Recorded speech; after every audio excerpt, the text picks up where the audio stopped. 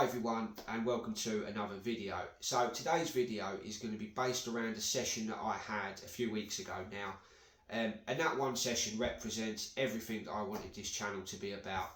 It's not only big perch, but it's that sort of thought process and the mindset that goes behind some of the captures where the perch are just not really on it. Perch are a really funny fish because when they're on it and they're fired up, they can be so easy to catch, but they can also be the most frustrating fish I've ever fished for. They'll follow in lures but they won't commit. They'll follow hooked fishing but they won't commit to the lures.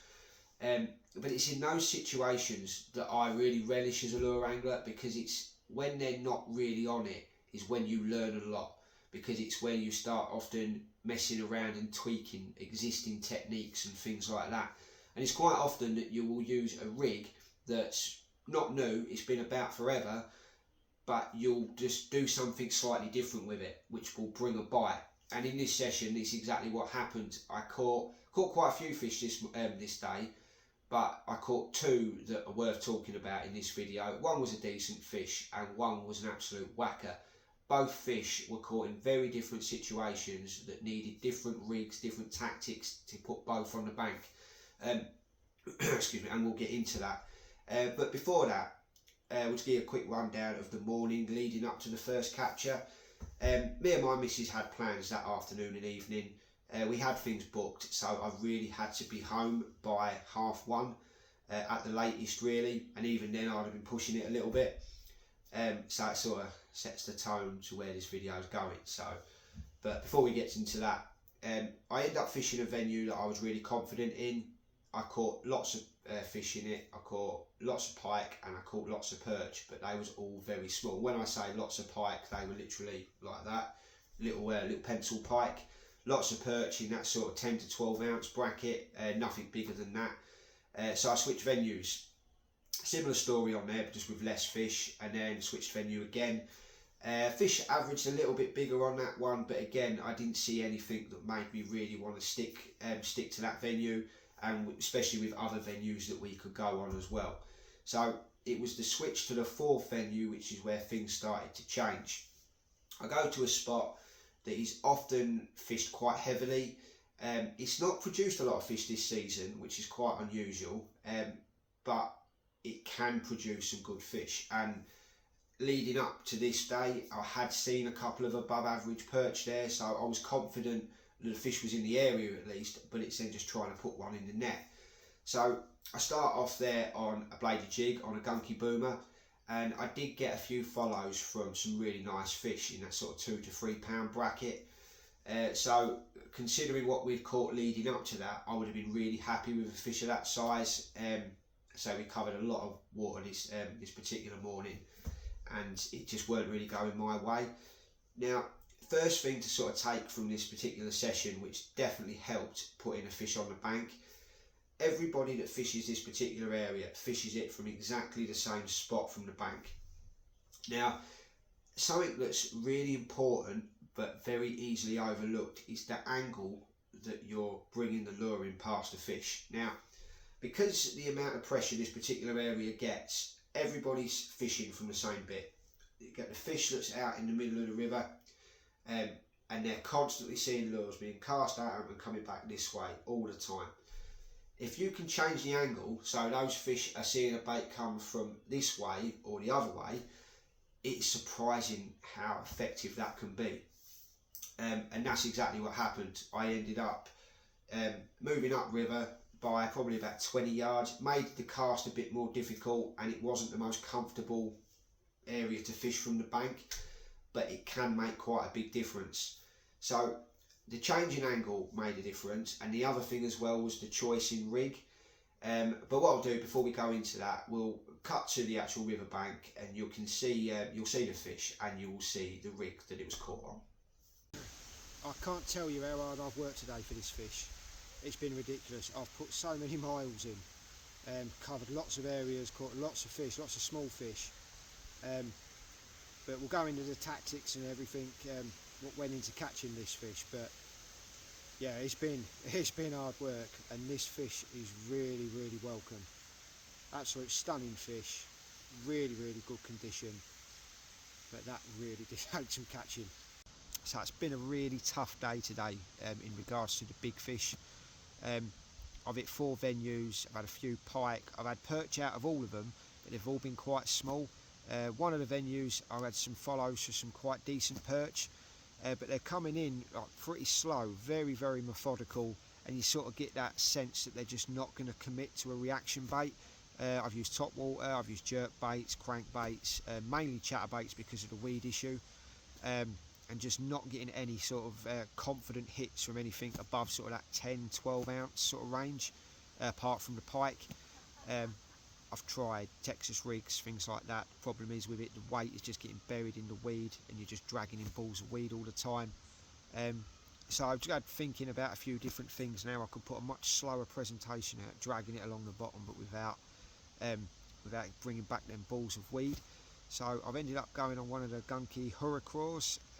Don't normally use creature baits that often, but I've literally just been bitten off by a little jack pike on my last one.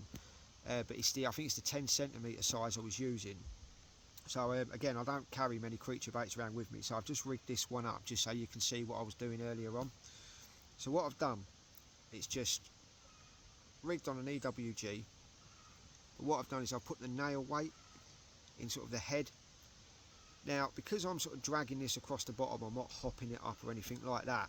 I'm getting a very similar presentation than if I was using a Texas rig or something where I'm just dragging that along the bottom. But because the weight is there and I'm sort of pulling it from this side, it's not snagging at all. It is literally sitting on top of the weed, and because the weight's that end down and I'm sort of retrieving my lines at that kind of an angle, I'm keeping that completely out of the weed. There is nothing there to pick up any weed, where if you've got a Texas weight on or a Cheb weight, you're still picking up weed. So it's just a little tip: if you are fishing over really thick bottom weed and you just can't get around bringing in these massive balls of it, yeah, just something like that. It's a little bit different because the weight's that end, it casts like an absolute bullet. But yeah, little EWG, nail weight in the head, really, really good for fishing on bottom weed. So yeah, I was really pleased with that fish. I just wanted one fish above average. That was the goal for the morning. And the fact it had been so difficult to get anything of any size whatsoever, I was really pleased with that fish.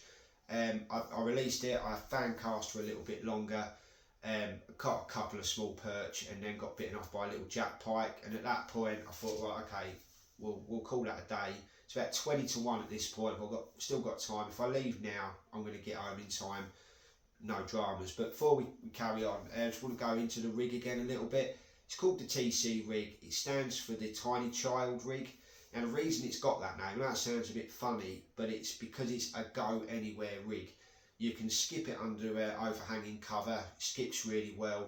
It's a take on the backslide rig, so if you're fishing up against boats and things like that, because it's weighted at the back, it can sort of glide under things as well, so it's great for that type of thing. Now traditionally that rig would be fished on a floating stick bait, and I really don't like that. So if you imagine the bait stood up the bottom like that, you've got an EWG hook in the top of it and it's weighted at the bottom. Your bite to hook up rate is very poor. I've seen perch hit these in the edge in clear water, and the hook up rate is just very poor. Whether it's because the angle they're picking it up, they come in contact with the line pretty much immediately. Is it that? I don't know, because you don't tend to have a huge amount of problems with drop shot, which is sort of the angle of the line is similar. But yeah, the hook up rate on a TC rig on a floating bait is pretty poor. But if you use a sinking bait, like what I did, and you think the fish are coming up from behind most of the time to hit them, your hook is still where it should be, and the weight might be at the back, but the fish is still coming up like that to engulf it. So I found the hook up rate much better on a sinking bait because of the weight, the angle that the bait is sat on the bottom. Instead of being upright like that, it's laid flat or at a very slight angle. So in my opinion, if you're going to use a TC rig, experiment, you know, because we all need to find our own favourite baits and things like that. But in my opinion, a sinking bait is much more effective. You'll get the same amount of bites, but your hook up rate should be considerably better.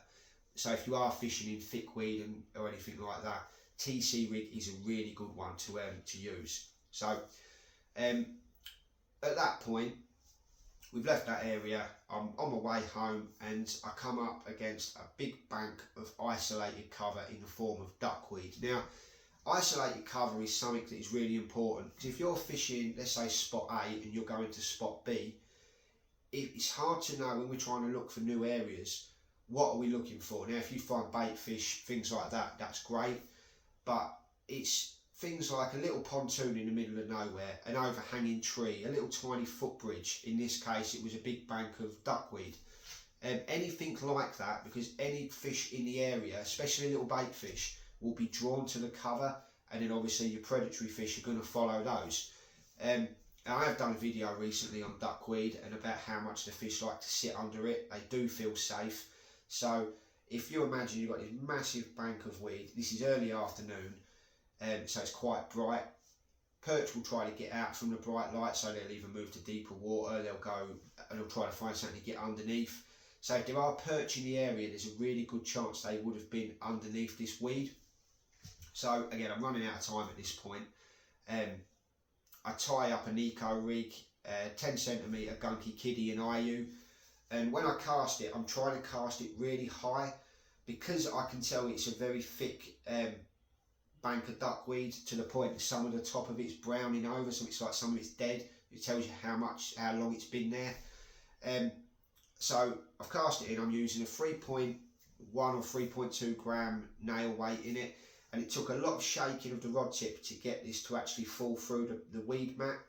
As soon as it did, I've tightened up a bit and I've started to bang the Nico rig onto the bottom of the duckweed mat, and almost straight away I get a really solid thump. Now, anyone that's done a lot of lure fishing for perch will know that telltale thump that you often get from the really big perch. It doesn't guarantee that it was a big perch. It can just be sometimes small fish hitting the lure really hard. I've wound down to set the hook, and the lure's just come flying out of the water. It's come straight out the duckweed mat and it's almost landed at my feet. But I always like to finish my sessions on a fish. The last contact I had with a fish was getting bitten off by a little jack pike. So if it's 4 pound or 2 ounces, it sort of don't really matter. I always like to end on a fish. So I've repeated the cast with that outside thought of potentially there could be a good fish under there, because that bite just felt very solid.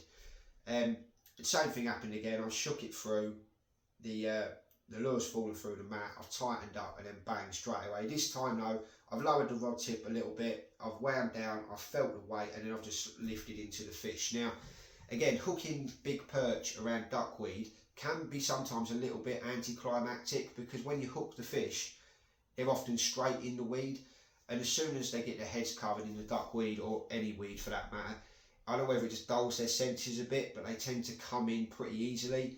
So yeah, pretty much as soon as I hooked that fish, it was almost just a case of keeping a tight line, keeping the fish coming towards me, and it was straight in the net. Once it was in the net, there was that much weed in there, I couldn't actually see the fish. And just to bear in mind what we're sort of dealing with here, the duckweed was from bank to bank, but like almost in a strip. So in the net, it's covered in duckweed, the surface is covered in duckweed, and it's not till I've lifted the net out of the water and I've actually removed the weed that I've seen the fish. And it's, so we'll cut to the fish now so you can see it. Yeah, so all those miles have certainly paid off now. We've already had one really good fish today, but this one is huge. This one's biggest fish of the season. Really high, really wide, really heavy.